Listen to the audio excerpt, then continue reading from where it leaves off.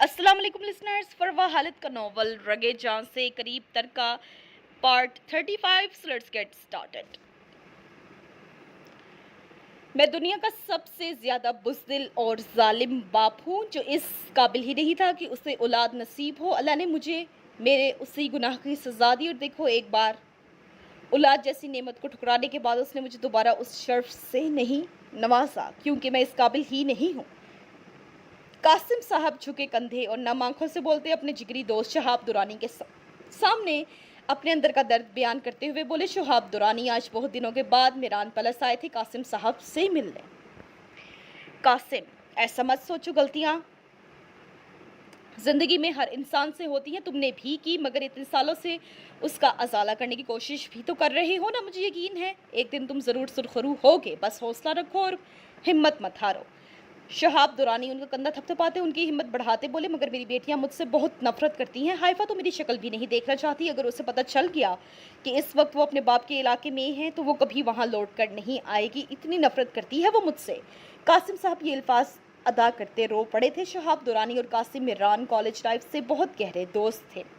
दोनों ही अच्छी फैमिली से बिलोंग करते थे और अच्छी आदत के मालिक थे। लेकिन एक दिन बाकी दोस्तों के साथ हारी शर्त ने कासिम मीरान की जिंदगी में एक तारीख पहलू हमेशा के लिए रकम कर दिया था। उनके ग्रुप में सब लड़कों ने एक दूसरे पर मुख्तलिफ शर्तें रखते एक दूसरे को शतरंज की गेम में चैलेंज किया था। दो दो की टीम में जो बाजी हारता उससे शर्त पूरी करनी पड़ती। कासिम मीरान की शराफत और उसका लड़कियों से लिए दिए रहने वाला रवैया देखते उस पर करीबी एक कोठे पर जाकर एक बार तवाइफों का रक्स देखने की शर्त रखी गई थी। उनके अपने चंद दोस्तों के साथ साथ बाकी भी बहुत से अमीर घरानों के औबाश स्टूडेंट्स वहां पाए जाते थे। शतरंज की बाजी का पक्का खिलाड़ी कासिम मीरान शर्त पर काफ़ी नापसंदीदगी का इजहार करने के बावजूद हामी भर गए थे, क्योंकि वो जानते थे उन्हें शतरंज में हराना हराना आसान काम नहीं था। लेकिन उस दिन न जाने क्या हुआ कि कासिम मीरान बदकिस्मती से ना सिर्फ गेम हारे थे बल्कि उन्हें कोठे पर भी जाना पड़ा था। उन्होंने साथ में जबरदस्ती शहाब दुरानी को भी घसीट लिया था। वो बिजली से रक्स करती तवाइफों को देख रहे थे जब उनकी नज़र सलमा बेगम पर पड़ी थी और फिर जैसे पलटना भूल गई थी। ऐसी नाजुक अंदाम हसीना उन्होंने आज तक नहीं देखी थी। उन्हें महसूस हुआ कि वो पहली नज़र की मोहब्बत में गिरफ्तार हो चुके हैं, मगर फिर इसे वक्ती पसंदीदगी समझकर वो टाल गए थे। लेकिन उनका दिल रोज़ सलमा को देखने को चाहता और कोठे पर आकर उसे बाकी मर्दों के सामने रक्स करता देख उनके सीने पर सांप लौट जाते थे। जब ये सब ना बर्दाश्त कर पाते उन्होंने सलमा की माँ को भारी कीमत के एवज सलमा से निकाह करने की शर्त रखी थी। उन पैसों के बेजारियों को और क्या चाहिए था, वो मान गए थे। शहाब दुरानी ने उन्हें बहुत समझाने की कोशिश की थी, मगर इस वक्त मोहब्बत के नशे में मस्त वो कुछ समझ ही नहीं पाए थे। आहिस्ता आहिस्ता वक्त सिरकने लगा था। वो दो बेटियों के बाप बन चुके थे। उन्होंने अपने घर में इस बारे में बात करने की कोशिश की थी, मगर उनके वालिद साहब खानदान से बाहर शादी करने के हक में नहीं थे। तो आइफ का नाम सुनकर तो उन्हें वहीं गाड़ देते और यहीं पर कासिम मीरान ने बुज़दिली का मुजाहरा करते अपने माँ बाप के कहने पर हालाजाद हुमैरा बेगम से शादी कर दी थी और सलमा बेगम और अपनी दोनों बेटियों को पूरी तरह से फरामोश करके थे। सलमा बेगम तो अपनी बेटियों के आने वाले मुस्तकबिल की फिक्र में रोने के सिवा कुछ नहीं कर पाई थी, मगर उनके परवरदिगार ने कासिम मीरान को उनका किया उनके मुंह के सामने ज़रूर लाया था। कई साल गुजर जाने के बाद भी वो और हुमैरा बेगम औलाद के लिए नेमत से महरूम रहे थे। उन्होंने कोई डॉक्टर, हकीम और पीर फकीर नहीं छोड़ा था, मगर वो औलाद जैसी नेमत से महरूम ही रहे थे। जब उन्हीं दिनों उन्हें अपनी गलती का इदराक हुआ था, हर रोज़ रात को आते बुरे ख्वाब उन्हें सोने नहीं देते थे। हुमैरा बेगम भी उन्हें लेकर बहुत परेशान थी। जब कासिम मीरान ने अपने दिल पर पड़े बोझ को हल्का करने के लिए सारी सच्चाई अपनी शरीका ख्यात के आगे रख दी थी, जिसे सुनकर हुमैरा बेगम को गहरा झटका लगा था। इतनी बड़ी सच्चाई एक औरत होने के नाते बर्दाश्त करना बहुत मुश्किल था, मगर अपने शौहर की तकलीफ को देखते उन्होंने उन्हें अपनी बेटियों से मिलने और उन्हें यहाँ लाने की इजाज़त दे दी थी। मगर कासिम मीरान का असल इम्तिहान तो तब शुरू हुआ था। कोठे पर जाकर मिलने वाली खबर उनके दिल का बोझ मजीद बढ़ा गई थी। सलमा उनका इंतजार करते करते इस दुनिया से रुखसत हो गई थी और उनकी बेटियों का कोई अता पता नहीं था। कासिम मीरान की तकलीफ मजीद बढ़ गई थी, लेकिन हिम्मत ना हारते वो हर महीने वहां का चक्कर लगाते थे, मगर इतने सालों तक उनके बारे में कुछ मालूम नहीं कर पाए थे। जब एक दिन उन्हें नगीना बाई पर शक होने लगा था, बाद में उनका शक ठीक भी निकला था। उन्होंने भारी रकम की ऑफर करते अपनी बेटियों के बारे में सारी मालूमात नगीना बाई से निकलवाते। उनकी मदद लेते मावरा और हाइफा को हमेशा के लिए उस दलदल से निकलवा दिया था। हाइफा जो ये समझी थी कि नगीना बाई को वाकई उस पर रहम आ गया है और उसी हमदर्दी में वो उनकी मदद कर रही है, ऐसा नहीं था। उन्होंने हाइफा और मावरा को सीधा हवेली ले जाने के बजाय गांव में ही मौजूद अजमीर के दूसरे घर में ठहरा दिया था, जो अजमीर ने अपनी पसंदीदा जगह पर नहर के करीब बनवाया था। हाइफा के वहम गुमान में भी नहीं था कि वो अपने बाप के इलाके और शोहर के घर में उन्हीं दोनों से छुपकर पनाह गुज़ीन थी। तुमने हवेली में किसी को बताया इस बारे में? शहाब दुरानी कई सालों तक उसके वाहिद राजदार रहे थे और आज तक कभी किसी के सामने उन राज नहीं खोला था। हुमैरा के अलावा अभी तक किसी को नहीं बताया। कासिम मीरान अपनी आंखें पूंछते बोले, मेरे ख्याल में तुम्हें अजमीर को भी इस बारे में बता देना चाहिए था, वो तुम्हारी मदद ज़रूर करेगा। शहाब दुरानी फैमिली फ्रेंड होने के नाते उनके ख़ानदान के हर बंदे से वाकिफ़ थे। हाँ, मैं अब यही सोच रहा हूँ, वैसे भी वो दोनों अजमीर के घर में ही ठहरी हुई हैं। अभी अजमीर से बात नहीं की मैंने, करनी बहुत ज़रूरी है। वही है जो ख़ानदान वालों के सामने मेरे लिए खड़ा हो सकता है, मेरा बेटा। अजमीर का जिक्र करते हुए फख्र के लहजे में बोले थे, इस हकीकत से अनजान कि वो सिर्फ उनका बेटा नहीं, दामाद भी था। अजमीर का दिमागी सुकून तबाह हो चुका था। वो हाइफा को किसी सूरत अपने हवासों से नहीं उतार पा रहा था, जो हर तरफ हर जगह उससे वही नजर आ रही थी। उसके इतने बड़े धोखे के बाद भी दिल उससे नफरत नहीं कर पा रहा था। इसी बात ने अजमीर को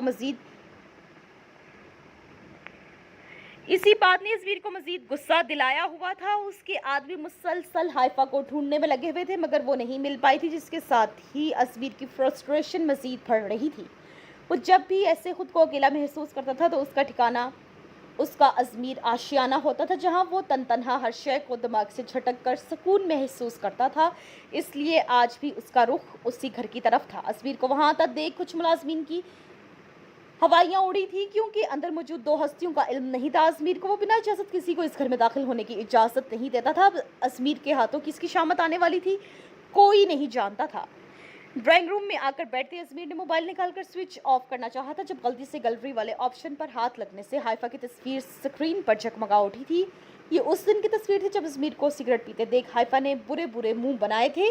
वो उसके बाद खांस खांस कर उसकी बुरी हालत हुई थी। उस दिन के बाद से अजमीर ने कभी हाइफा के सामने सिगरेट नहीं पिया था। हर शय से बढ़कर सिगरेट को इम्पोर्टेंस देने वाला उस बेवफा लड़की की खातिर इस मामले में भी कंप्रोमाइज़ कर गया था।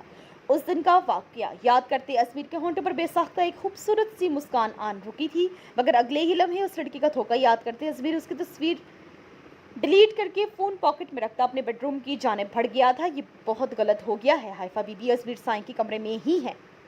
ड्राइंग रूम के दरवाजे में खड़ी दोनों मुलाजमा अजमीर को अंदर जाता देख खौफजदा हुई थी। अजमीर रूम में आते बेड की जानिब बढ़ा था। साइड दराज से सिगरेट की डब्बी निकालते उसने लाइटर से उसे जलाकर होंठों में दबाया था। अपनी धुन में वो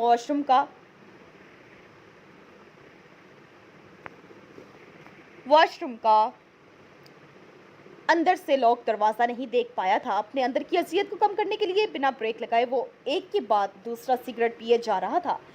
साइड पर पड़ा तकिया उठाने के लिए उसने हाथ बढ़ाया था, जब तकिए के ऊपर रखा हाइफा का रेड शिफॉन का खुशबुएं उड़ाता दुपट्टा तकिए के साथ लुढ़कता उसके चेहरे पर आन गिरा था। मुझे सब पता चल चुका है। आपने लाला के पास एक प्लान के तहत उस लड़की को भेजा, जिसने आपके कहने पर ना सिर्फ मेरे लाला की फीलिंग्स के साथ खेला है, बल्कि उन्हें मारने की कोशिश भी की है। मैं अब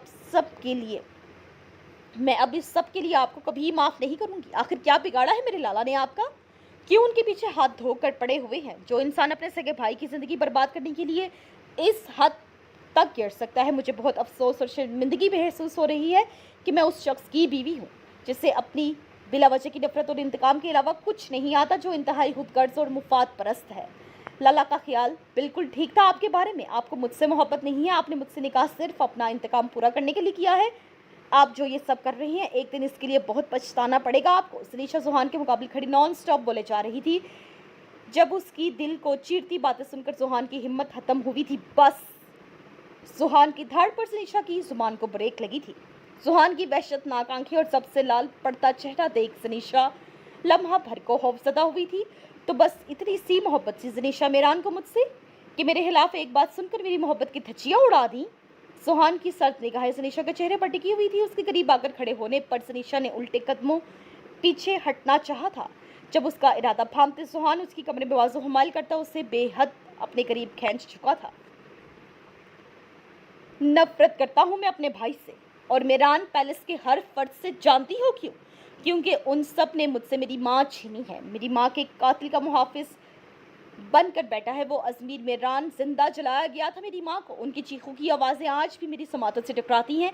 आज तक सुकून से नहीं सो पाया मैं। मेरे दिल में सालों से आग भड़क रही है जिसको वो अजमीर मेरान बुझने नहीं दे रहा। सुहान जब बोलने पर आया तो नॉन स्टॉप बोलता। अब तक की ज़िंदगी में पहली बार अपने दिल की भड़ास निकाल गया था, वो भी सिर्फ उस लड़की के सामने जो उसके दिल की मालिका थी, मगर हर बार उसके दिल का खून करने में सहरे फहरिस्त रहती थी। सुहान खून रंग आंखों से बोलता जनीशा को साकित कर गया था। वो फटी फटी आंखों से सदमे की कैफियत में सुहान की जानब देख रही थी। मेरा बाप मलिक फयाज कातिल है मेरी माँ का। बहुत बेदर्दी से कत्ल किया है उसने मेरी माँ का, और मेरान खानदान का हर फर्द इस मामले में बेहिस बनकर मेरी माँ के मुजरिम है। और अजमीर मेरान, तुम्हें अपना भाई दुनिया का सबसे सच्चा और खरा लगता है ना, जो कभी किसी के साथ गलत नहीं करता, ना किसी के साथ नाइंसाफी होने देता है। तुम्हारा वही फरिश्ता सिफ्त भाई अभी तक अपने बाप को बचाए हुए है। उस इंसान के इतने जुल्म के बावजूद अजमीर उस इंसान का इलाज करवाकर वापस उसे मेरे सामने लाकर खड़ा करना चाहता है। न जाने कहाँ छुपा कर रखा है उसने अपने बाप को, लेकिन मैं भी उसे एक दिन ढूंढ कर और खत्म करके रहूंगा। फिर तुम्हारा वो अजमीर मेरान कुछ नहीं कर पाएगा। सुहान की आंखों से नफरत और इंतकाम के शरारे फूट रहे थे। सनीशा साकिर तो जामिद खड़ी उसे सुन रही थी। तुम नहीं समझ पाओगी, कोई नहीं समझ पाएगा तन्हा जिंदगी गुजारना कितना मुश्किल, किस कदर तकलीफ दे है जब पूरी दुनिया आपके खिलाफ हो। तुम जानती हो मलिक, सुहान मेरान को जिंदगी में पहली और आखिरी बार एक गलतफहमी हुई थी जो अब बहुत वाजिया तौर पर खत्म कर दी गई है। जानती हो वो गलतफहमी क्या है? सनीशा की कमर में बाजू हमाल करके उसका चेहरा अपने बेहद करीब लाते सुहान अपना ही मजाक उड़ाते बोला था। वो गलतफहमी थी कि जनीशा मेरान मुझसे मोहब्बत करती है, और कोई समझे ना समझे जनीशा सुहान को ज़रूर समझेगी। मगर तुमने तो इतना घटिया इल्ज़ाम मुझ पर लगाकर मुझ पर वाज़ह कर दिया है कि तुम मुझसे मोहब्बत तो दूर मुझे अच्छे इंसानों की कैटेगरी में भी शामिल नहीं करती। बहुत शुक्रिया मुझे ये बताने के लिए कि मैं बिल्कुल तन्हा हूँ इस दुनिया में। मैं तुम्हें कभी इस मोड़ पर लाना भी नहीं चाहता कि तुम्हें अपने शौहर और भाई में से किसी एक को सिलेक्ट करना पड़े। ये मेरी तुम्हारे लिए मोहब्बत है, और इस बात का भी पूरा यकीन है कि अगर खुदा ना खास्ता कभी ऐसी सिचुएशन आई तो तुम मुझे सबसे पहले छोड़ोगी। इसलिए अब दिल ने तुम्हारे हवाले से ये आखिरी उम्मीद भी छोड़ दी है। जनीशा का चेहरा हाथों के प्याले में भरे वो उसके बहते आंसू साफ करते बोला था।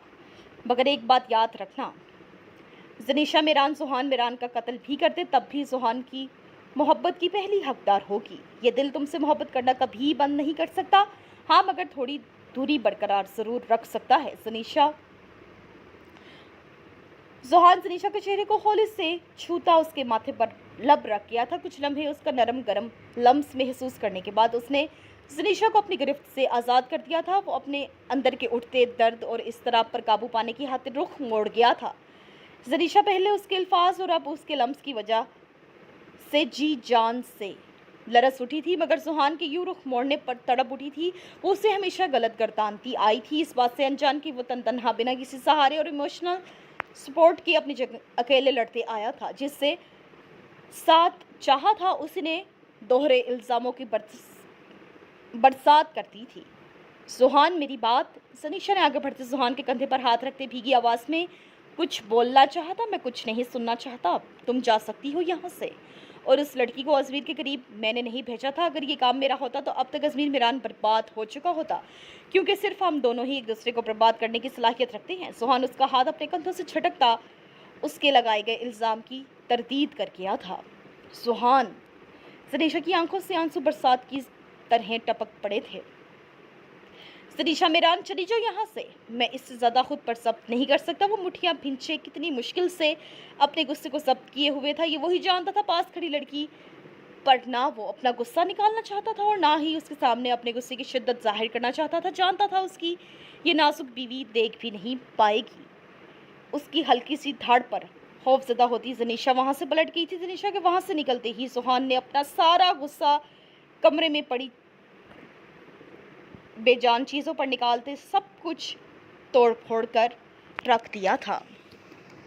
So listeners, this was the end of this part.